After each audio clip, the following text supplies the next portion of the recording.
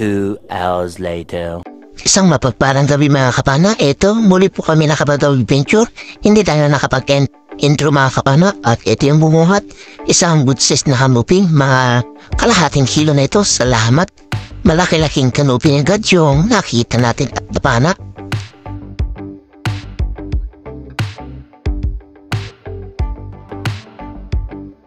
Hanap na naman tayo mga kapana, dito ay nakakita tayo ng isang kulambutan, good size. Sa pulkang kulambutan ka, laki kung tawagin naman ito sa amin mga kapana. Nasa higit kalahating kilo na ito. Salamat, meron na rin tayo sarap na pang ulam, pang adobo o kaya kalamaris natin ito bukas.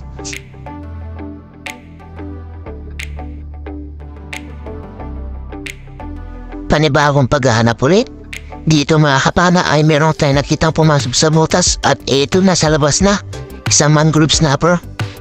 Sa pulkang mangrove snapper ka, ang rak naman kung tawaan dito sa amin ito mga kapana. At salamat sa mahal na Panginoon, medyo malaki ito. First class na pambenta natin. Nasa higit 1 kiluin na.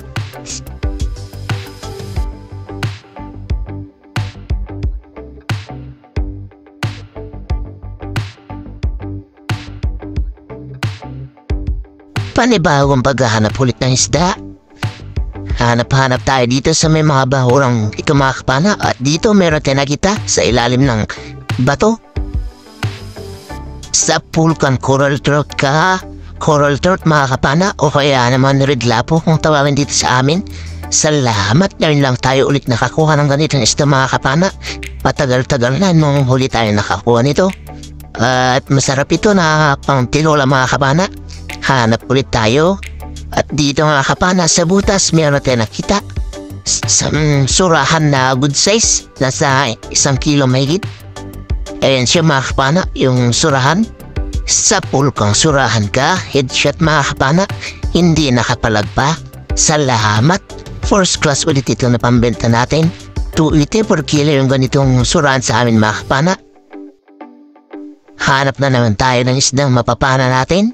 At ito, sumunod na nagpakita ulit mga kapana, surahan na naman. Medyo mas malaki ito.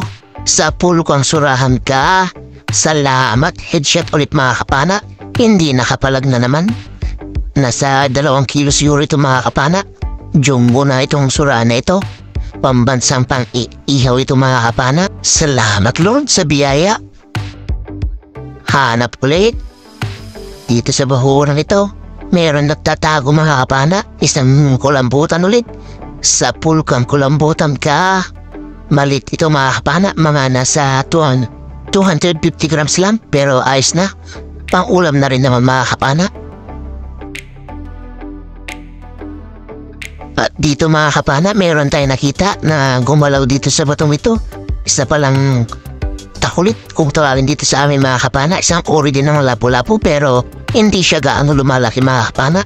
Ang pinakamalaki lang na nakuha ko nito ay nasa 750 grams. Hanap ulit tayo. At dito mga kapana, meron tayong nakita 2 talagbago. First class na naman. Ayun, tinama na yung isa mga kapana at yung isa kumaripas. Kaya agad tayo nag-reload mga kapana para mapana natin ito. Ayun, sa pool din mga kapana, nakuha natin silang 2. Salamat Lord. Labahita naman yung sumunod na nagpakita. Sa pulkang labahita ka, salamat, headshot, hindi nakapalag pa. Maitim man ito mga kapana pero napakasarap din ito sa inihaw. Hanap ulit tayo ng isda. At ito sa itiman na isda ulit mga kapana, labahita. Pugot naman kung tawagin sa amin. Ayun, headshot ulit mga kapana, hindi nakapalag na naman. Salamat Lord. Pangalawang labahita natin ito na nakuha. Hanap ulit tayo. Ayun, may pugot na naman mga kapana kung tawagin dito sa amin. Labahita naman sa Tagalog at ewan ko lang sa ibang mga kapana kung anong tawag sa inyo yan. At Norwegian fish naman sa English yan mga kapana. Napakasakit kung makatarik yung buntot yan mga kapana kaya ingat-ingat. Hanap ulit tayo ng isda. At ito, meron na nakita mga kapana, isang uri ng samaral. Kung tawagin naman sa amin mga kapana ay malaga umaabot. Isang uri ng samaral yan mga kapana.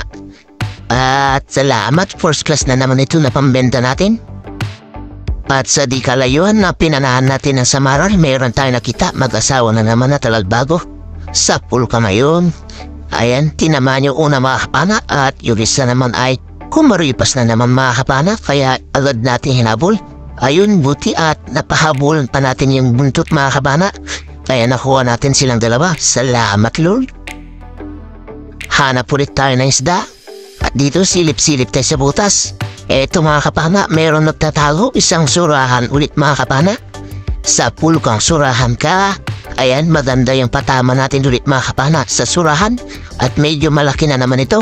Nasa higit 1.5 kilo na ito siguro mga kapana. Salamat. First class na naman na pambenta at masarap na naman ulit na pang ihaw ito. Panibagong paghanap ng isda. Dito sa bahura ito baka mayroong nagtatago. Ito mga kapana, isang takulit. Sa pulkang takulit ka. Isang uri na naman ng grouper or lapu-lapu mga kapana. Salamat. First class na rin naman ito na pambenta ha.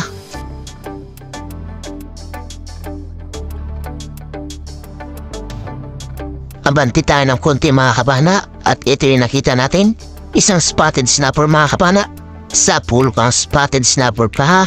Sa pingan naman kung tawagin ito sa akin mga kapana at napakasarap nito sa tinola o kaya sa gata. Salamat. Sari-sari naman ito na pambenta natin. 200 per kilo ang ganito isda mga kapana sa amin. Hanap ulit tayo. At dito meron tayong nakita mga kapana. Sa butas.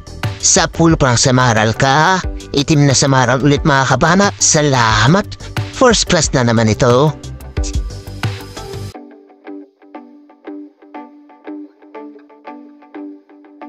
At sa di kalayuan na naman na pinanahan natin ng itim na samaral, mayroon pa tayong nakita mga kapana. Isa pa. Nasa butas din. Sa pool kang itim na samaral ka. Malaga umabot kung tawagin ito sa akin mga kapana. Ayan. Hirap pa natin siya na ilabas dyan mga kapana kasi sumiksik siya nung pagpana natin. Buti na lang at na-headshot kaya ayan, walang kapalag-palag.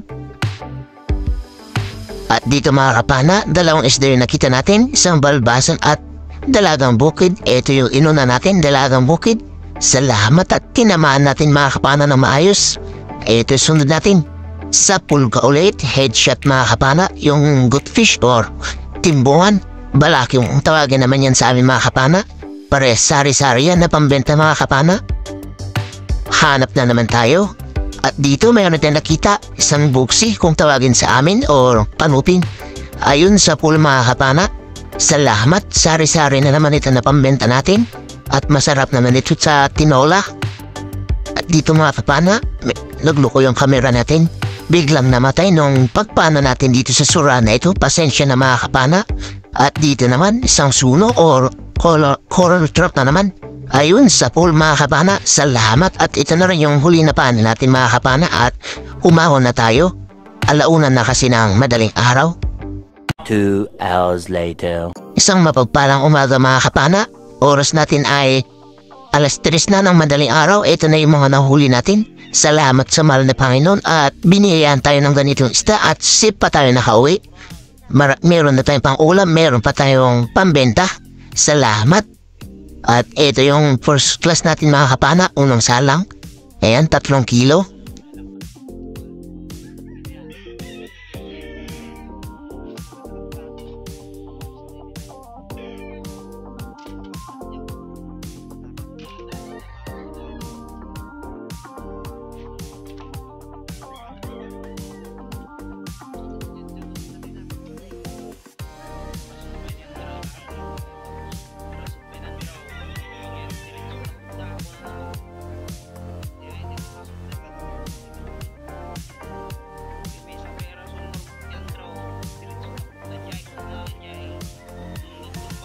Sumunod na salang sa first class natin mga kapana. Ayan, 3 kilo ulit kaya 6 na kilo yung first class natin.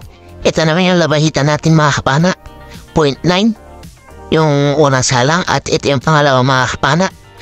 Salang sa labahita natin. Ayan naman, 0.6 naman mga kapana. Salamat. At ito naman yung mga sari-sari natin mga kapana. Ikikilo na rin.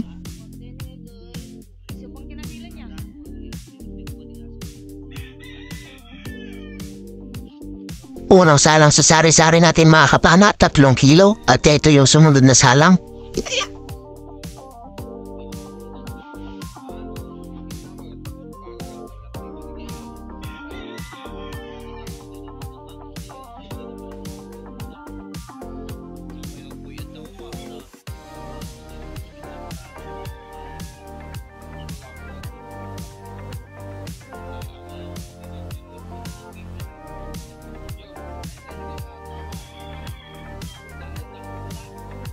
Ito, 4 kilo yung sumunod na salang sa sari-sari natin mga kapana. At ito yung surahan natin. Unang salang, 2 in 1 port. At sa pangalawa ay 2 in 1 port din yun mga kapana. Ito.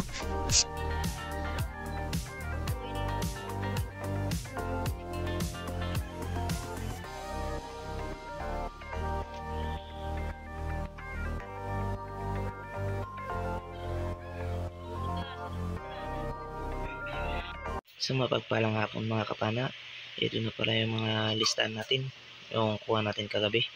Yung first class natin mga kapana ay 6 na kilo times 250. Yung surahan naman natin mga kapana ay 280 per kilo, 4.5 naman yung kilo niya mga kapana. Yung labahitan natin mga kapana ay 1.5. Yung sari-sari natin 7 kilo naman, kaya 19 kilos lahat yung pinabenta natin. At 2.7 yung pang ulam natin, yung cuttlefish na 2 mga kapana, at saka ilang maliliit na surahan, kaya 21.7 kilos lahat yung nakuha natin. Ito naman yung bayad ng isda natin mga kapana, 4,430 minus 800 gasolina at gastos at saka maintenance na dyan mga kapana.